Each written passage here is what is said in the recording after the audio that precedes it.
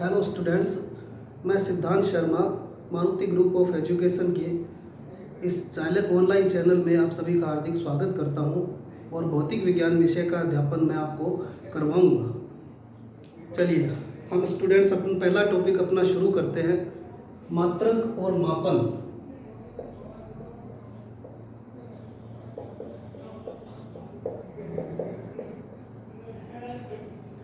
क्योंकि मात्रक और मापन को हमें पढ़ना है, उससे पहले हम कुछ जाने फिजिक्स के बारे में कि फिजिक्स है क्या।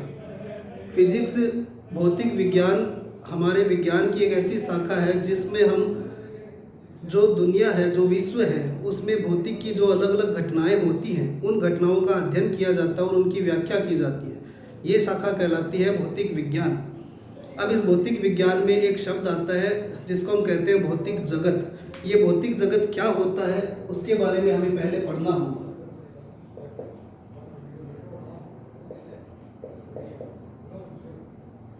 अब देखिए, भौतिक जगत को हम एक स्टोरी की सहायता से समझ सकते हैं। भौतिक जगत एक्चुअल में होगा क्या। आपने छोटी कक्षाओं में पढ़ा है सौर मंडल के बारे में, तो हम लोग इस चीज़ के बारे में अच्छे से जानते हैं कि जो सूर्य है वो केंद्र में है और इसके चारों तरफ अलग अलग ग्रह हैं, वो निश्चित दूरियों पे लगातार चक्कर लगाते रहते हैं। इन कक्षाओं में ये सूर्य चक्कर लगाता है। अब देखिए इस चीज़ में होता क्या है, यहाँ एक ऑब्जर्वर होता है,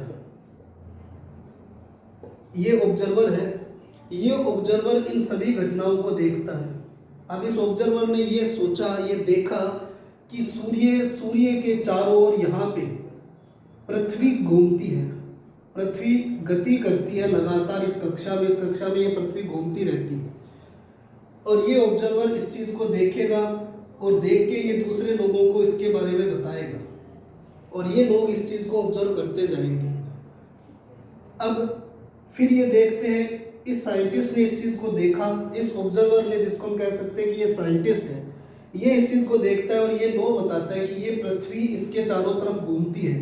तो ये नियम बताते हैं और नियम बताते हैं ये जनता को या लोगों को, हम जैसे स्टूडेंट्स को ये नियम बताए जाते हैं।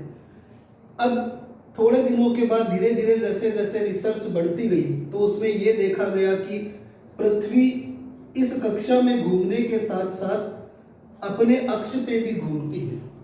तो जो पहला नियम जो बनाया गया जिसमें ये कहा गया कि पृथ्वी सूर्य के चारों तरफ चक्कर लगाती है, इस नियम में कुछ संशोधन हुआ और वो संशोधन कुछ इस तरह से हुआ कि पृथ्वी सूर्य के चारों तरफ चक्कर लगाने के साथ साथ अपनी अक्ष पे भी घूमती है। तो जो पहला नियम हमने पढ़ा था उस नियम में हमने कुछ संशोधन किया, ये संशोधन यहाँ पे किया गया। अब कंडीशन ये बनती है कि पृथ्वी लगातार इसकी तरफ घूमेगी तो पृथ्वी को एक चक्र पूरा करने में कितना समय लगेगा। तो वो सब कुछ ये ऑब्जर्वर है जो हमें बताता रहता है। जैसे जैसे नियमों में परिवर्तन की आवश्यकता होती है, संशोधन की आवश्यकता होती है, तो वो संशोधन किया जाता है। तो स्टूडेंट्स, ये जो पूरा सौर मंडल है, इस सौर मंडल को हम कह सकते हैं कि ये हमारा भौतिक जगत है। इस सौर मंडल को हम कहेंगे भौतिक जगत और इस भौतिक जगत की वजह से नियम बने हैं और इस भौतिक जगत को बनाने वाला, जिसको हम कहते हैं हमारा भगवान, हमारे गॉड, वो इन नियमों को बनाने वाले व्यक्ति हैं, बनाने वाले हैं। तो ये सारा भौतिक जगत है, अलग अलग संशोधन होते जाते हैं, नियम बनते जाते हैं। तो अब ये होगा कि इस भौतिक जगत की व्याख्या करने के लिए हमें क्या चाहिए। इस भौतिक जगत की यदि हमें व्याख्या करनी है, इसको हमें समझना है, तो इसको समझने के लिए कुछ राशियों की आवश्यकता पड़ती है। उन राशियों को हम कहते हैं भौतिक राशियाँ। तो हम भौतिक राशियों का डिटेल से अध्ययन करेंगे। अब भौतिक राशि अपना पहला टॉपिक रहेगा। इस भौतिक राशि को कहा जाता है फिजिकल क्वांटिटी। तो हम इसको शॉर्ट में PQ से याद रखेंगे, भौतिक राशि, और हम इसको लिखेंगे PQ से। अब देखिए भौतिक राशि क्या होती है, किसे हम कहेंगे भौतिक राशि। एक थ्योरी हमने पढ़ी कि भौतिक जगत की व्याख्या करने के लिए, भौतिक जगत के नियमों को समझने के लिए हमें जिन राशियों की आवश्यकता पड़ती है उन राशियों को हम कह सकते हैं कि वो राशियाँ कहलाती है भौतिक राशियाँ। अब भौतिक राशियाँ हम किसे कहेंगे, भौतिक राशि को कैसे परिभाषित किया जा सकता है, क्या भौतिक राशि के लिए कोई नियम बने हैं, क्या भौतिक राशि के लिए कोई फॉर्मूला दिया जा सकता है, कोई सूत्र दिया जा सकता है। तो हमें इन सभी चीज़ों का अध्ययन करना है। अब देखिए साथियों, भौतिक राशि हम किसे कहते हैं उस चीज़ के बारे में हम सुनते हैं और उसको समझते हैं। भौतिक राशि को हम एक सूत्र से हम आसानी से प्रदर्शित कर सकते हैं, हम इसकी परिभाषा भी पढ़ेंगे। लेकिन भौतिक राशि को एक फॉर्मूला, जो फॉर्मूला होता है PQ, भौतिक राशि बराबर n मल्टीप्लाई बाई u, ये n कहलाता है आंकिक मान, न्यूमेरिकल वैल्यू, और u कहलाता है मात्रक। अब देखिए आंकिक मान क्या है और मात्रक क्या है। आंकिक मान, ये आंकिक मान कहलाता है कि मात्रक का कितना गुना है ये, और मात्रक, ये मात्रक एक तुलना है। केवल हम इसको कह सकते हैं कि मात्रक एक तुलना है और आंकिक मान इस तुलना का कितना गुना होता है उसको कहा जाता है आंकिक मान। जैसे हम इसको एक उदाहरण से समझते हैं कि मान लीजिए हमारे पास कोई जानवर है, जैसे मान लीजिए हम बात करते हैं हाथी की। यदि हमें हाथी का वेट बताना है, वेट ऑफ एलिफेंट, तो हमारे पास एक दूसरा जानवर है, जैसे मान लीजिए कोई गाय, तो यहाँ पे हो गया वेट ऑफ काउ। मान लीजिए हाथी का वेट गाय के वेट की तुलना में 100 गुना है, तो हम यहाँ पे लिख सकते हैं weight of elephant is equal to 100 multiply with weight of cow. तो यहाँ पे जो वेट ऑफ काउ है ये बन जाता है हमारा मात्रक, जिसको हम कहेंगे, जिसकी बात हम कर रहे हैं तुलना से, तो ये बन जाएगा हमारे लिए मात्रक। और यहाँ पे जो क्वांटिटी बनी है 100, ये क्वांटिटी कहलाता है आंकिक मान, जो बताता है मात्रक का कितने गुना होगा। और ये दोनों मिलके जिस राशि को बताते हैं उस राशि को हम कहते हैं भौतिक राशि, फिजिकल क्वांटिटी। तो आप फिजिकल क्वांटिटी को समझ चुके हैं। फिजिकल क्वांटिटी को हम इस जनरल फॉर्मूले से डिफाइन कर सकते हैं, PQ is equal to n multiply by u, जहाँ पे n प्रदर्शित करता है आंकिक मान को और u प्रदर्शित करता है मात्रक। मात्रक केवल तुलना है और आंकिक मान इस तुलना का कितने गुना होता है उसको हम कहते हैं आंकिक मान। ये हो गया हमारे लिए भौतिक राशि की एक व्याख्या। अब हम बात करते हैं कि भौतिक राशि कितने प्रकार की हो सकती है या कितने प्रकार की होती है। उससे पहले हम पढ़ेंगे भौतिक राशि को हम यदि भाषा में परिभाषित करना चाहें तो इसकी परिभाषा क्या बन सकती है। इसकी परिभाषा ये बन सकती है कि वे राशियां जिनको हम किसी भी उपकरण से माप सकते हैं या तोल सकते हैं, इन राशियों को हम कह सकते हैं कि ये राशियां कहलाएंगी भौतिक राशियां। यदि डेफिनेशन देखें तो वे राशियां जिनको किसी उपकरण की सहायता से तोला या मापा जा सकता है वो राशि कहलाती है भौतिक राशि। और फॉर्मूला बन जाता है PQ is equal to n multiply by u। इसके बाद टॉपिक आता है भौतिक राशि के प्रकार। भौतिक राशि कितनी प्रकार की होती हैं इसकी हमें बात करनी है। तो अगला टॉपिक है भौतिक राशि के प्रकार, टाइप्स ऑफ फिजिकल क्वांटिटी। मुख्यतः भौतिक राशि 3 प्रकार की होती है। एक होती है मूल भौतिक राशि, दूसरी होती है व्युत्पन्न भौतिक राशि,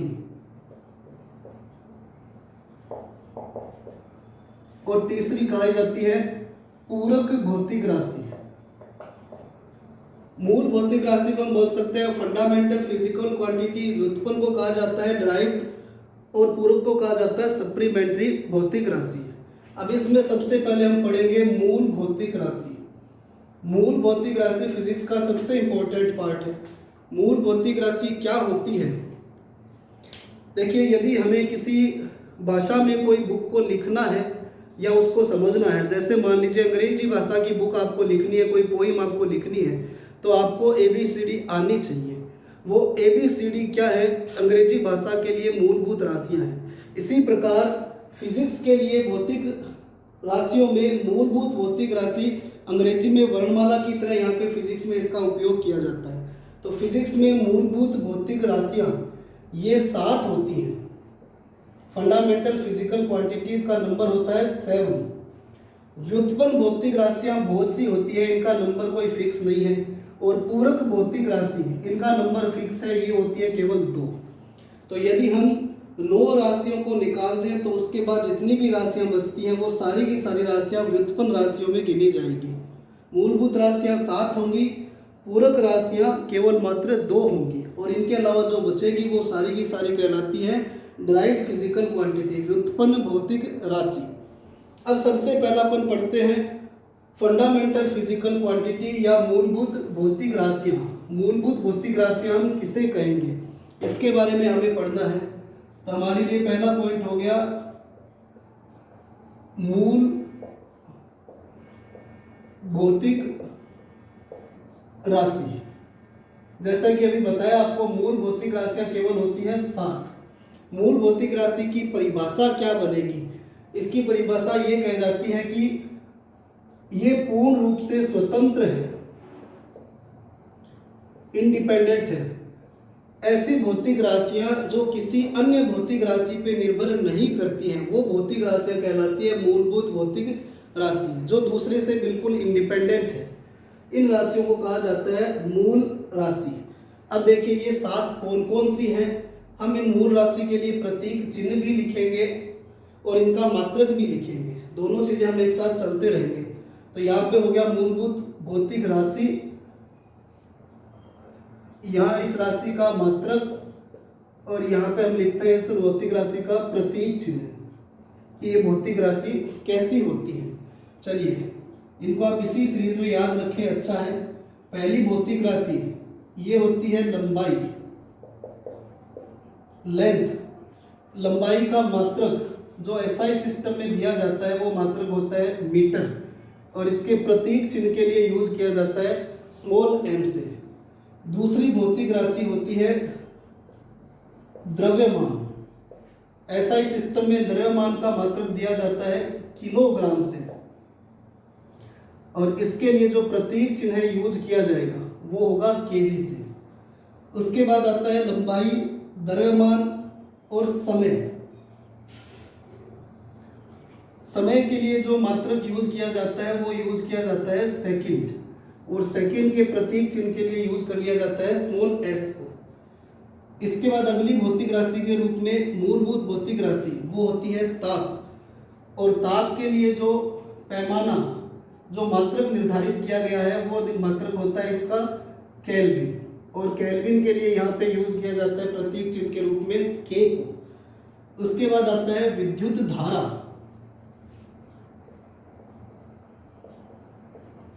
विद्युत धारा का मात्रक होता है एम्पियर। एम्पियर के लिए प्रतीक चिन्ह को यूज किया जाता है कैपिटल ए से। इसके बाद जो भौतिक राशि आती है वो आती है प्रकाश की तीव्रता, लाइट की इंटेंसिटी। इसके लिए जो मात्रक यूज किया जाता है वो होता है कैंडेला, और कैंडेला का प्रतीक चिन्ह होता है सी और उसके साथ डी। ये कैंडेला का प्रतीक चिन्ह होता है। और लास्ट आती है भौतिक राशि, मूलभूत भौतिक राशि जो होती है पदार्थ की मात्रा, और पदार्थ की मात्रा को मापा जाता है मोल से। इसका मात्रक होता है मोल, और इसके लिए प्रतीक चिन्ह के रूप में यूज किया जाता है NOL, इसको मोल से लिखा जाता है। तो 7 मूलभूत राशियां ये होती हैं जो किसी भी अन्य भौतिक राशि पे निर्भर नहीं करती है। पहली है इसमें लंबाई, दूसरी है द्रव्यमान, तीसरा है समय, चौथा है ताप, पांचवा है विद्युत धारा, छठा है प्रकाश की तीव्रता, और सातवां पदार्थ की मात्रा। इन सब के लिए मात्रक हैं, और मात्रक के साथ इन सब के लिए प्रतीक चिन्ह भी निर्धारित किए गए हैं। अब इसके बाद दूसरी राशि आती है व्युत्पन्न राशि। व्युत्पन्न राशि क्या होती है, इन्हें हमें समझना है। तो आप देखें, व्युत्पन्न राशि की बहुत सरल सी परिभाषा है। ऐसी भौतिक राशियां जो मूलभूत राशियों से बनाई जाती है उन राशियों को कहा जाता है व्युत्पन्न भौतिक राशि। दोबारा रिपीट करता हूं मैं, ऐसी भौतिक राशियां जिन्हें हम मूलभूत राशियों से बना सकते हैं वो राशियां कहलाती है व्युत्पन्न राशियां, व्युत्पन्न भौतिक राशि ये कहलाती है। अब देखिए व्युत्पन्न भौतिक राशि कौन सी होगी या कैसे हम इसको कैलकुलेट कर सकते हैं। जैसे मान लीजिए हम बात करते हैं क्षेत्रफल की। क्षेत्रफल का मात्रक या मान लीजिए इसका सूत्र, क्षेत्रफल का सूत्र होता है लंबाई इंटू चौड़ाई से, तो इसका मात्रक बन जाता है मीटर स्क्वायर।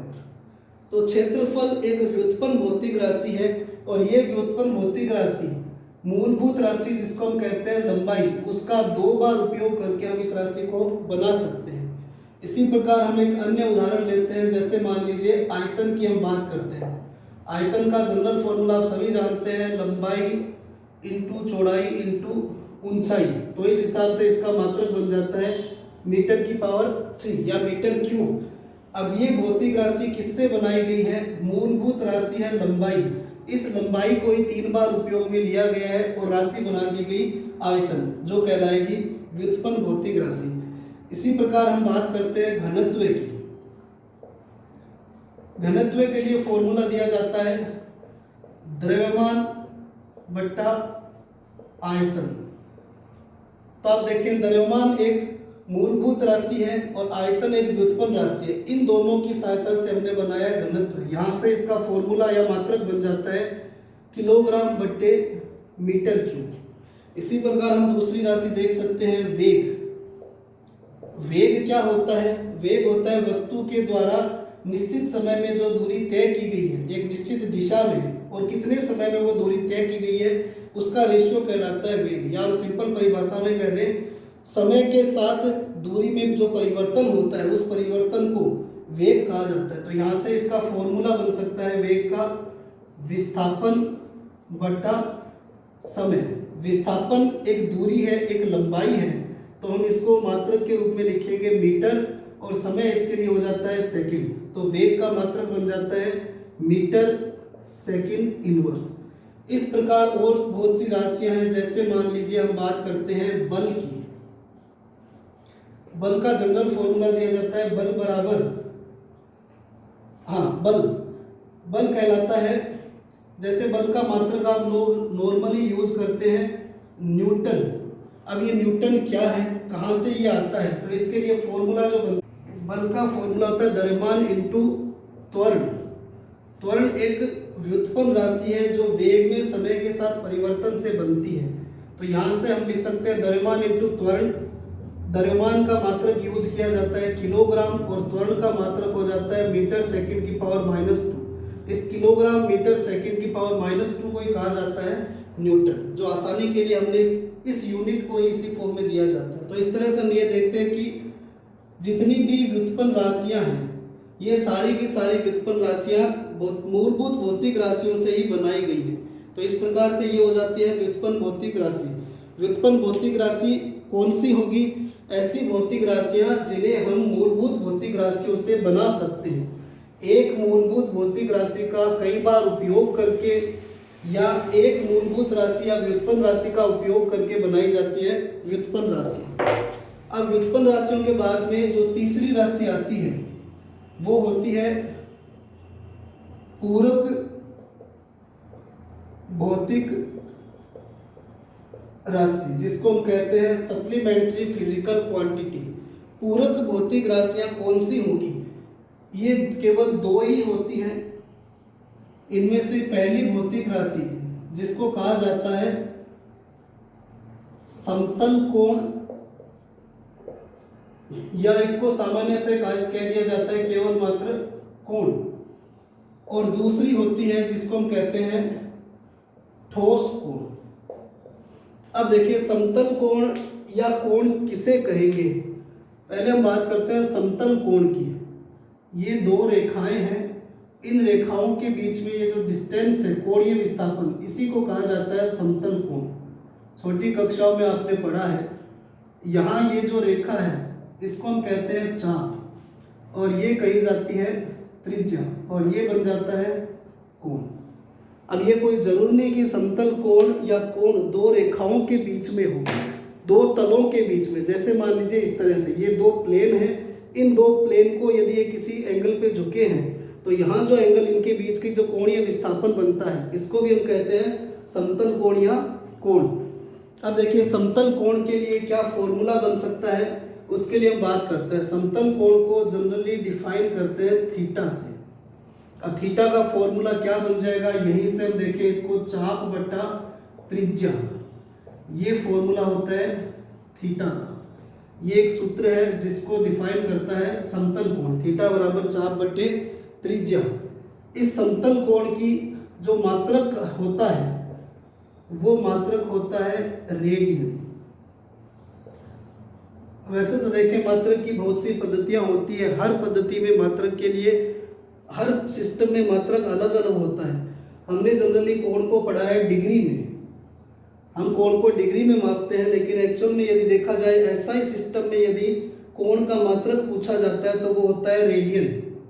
कोण का मात्रक रेडियन होता है और इस कोण को प्रतीक चिन्ह जिसको हम यूज करते हैं उसके लिए लिखा जाता है RAD से, ये डिफाइन करता है रेडियन को। तो समतल कोण क्या होगा, दो रेखाओं के बीच में कोणीय विस्थापन जो होता है उसी को हम कहते हैं समतल कोण। समतल कोण का एक जनरल फॉर्मूला बन जाएगा थीटा बराबर चाप बटा त्रिज्या। इस समतल कोण का जो मात्रक होगा वो होगा रेडियन और इसके लिए जो प्रतीक चिन्ह यूज किया जाता है वो होता है RAD से। अब चलिए अगला दूसरा, ये होता है ठोस कोण। अब ये ठोस कोण क्या होगा इसको हम समझते हैं, जिसको इंग्लिश में बोलते हैं सॉलिड एंगल। अब सॉलिड एंगल एक 3D शेप है। जैसे मान लीजिए हमारे पास एक शंकु है, ये एक शंकु हम यहाँ पे डिफाइन करते हैं, ये शंकु के ऊपर का ये हो गया क्षेत्रफल। अब देखिए इस शंकु के हर तरफ से हम लाइन इस पॉइंट पे लेके आए, पीछे से यहाँ से भी लाइन बनाई जाए, यहाँ से भी लाइन बनाई जाए, तो यहाँ पर इस तरह का एक एंगल बनता है। इस एंगल को कहा जाता है, जो 3D शेप में होता है उसी को हम कहते हैं ठोस एंगल। जैसे मान लीजिए ठोस एंगल क्या है, हमारे ऊपर ये छत यहाँ पे और इस पॉइंट पे, पर्टिकुलर पॉइंट पे हमें एंगल को मेजर करना है। तो यहाँ से, इस तरफ से, सामने से, पीछे से, हर तरफ से हम इस पे एक एंगल बनाते हैं जो कुछ इस छतरी की तरह एक एंगल बनता है। उसी एंगल को कहा जाता है ठोस कोण। अब इस ठोस कोण का भी क्या फॉर्मूला होगा, जनरली इसको भी थीटा से ही डिफाइन किया जाता है और इसका फॉर्मूला होता है क्षेत्रफल और ये डिस्टेंस R²। इस फॉर्मूले से इसको दिया जाता है थीटा बराबर A/R²। और जनरली जो क्षेत्रफल होता है वो क्षेत्रफल काफ़ी कम काउंट किया जाता है, बहुत छोटा सा क्षेत्र लिया जाता है। तो इसका एग्जैक्ट फॉर्मूला जो दिया जाता है वो होता है dA/R²। इस पूरे भाग का बिल्कुल एक छोटा सा भाग जो ये है, जिसका क्षेत्रफल है dA, इसके द्वारा इस पॉइंट O पे जो एंगल बनता है उस एंगल को कहा जाता है ठोस कोण, जिसका फॉर्मूला बन जाएगा dA/R²। और इसी तरह से हम ठोस कोण का मात्रक भी जानते हैं और वो मात्रक होता है स्टेरेडियन। ये मात्रक होगा स्टेरेडियन और इस मात्रक के लिए यहाँ पे प्रतीक चिन्ह यूज किया जाता है जो होता है SR से, जिसको हम लिखेंगे स्टेरेडियन। तो इस तरह से हमने भौतिक राशियों को पढ़ा। ये भौतिक राशियाँ 3 प्रकार की हैं। एक तो हो गई मूलभूत भौतिक राशि जिनका नंबर केवल 7 है, दूसरी होती है पूरक भौतिक राशि जिनका नंबर केवल 2 है, और इनके अलावा जितनी भी भौतिक राशियाँ बच गई वो सारी की सारी भौतिक राशि गिनी जाएंगी व्युत्पन्न भौतिक राशियों में। ये हमारा भौतिक राशि के रूप में इतना टॉपिक पूरा हो जाता है।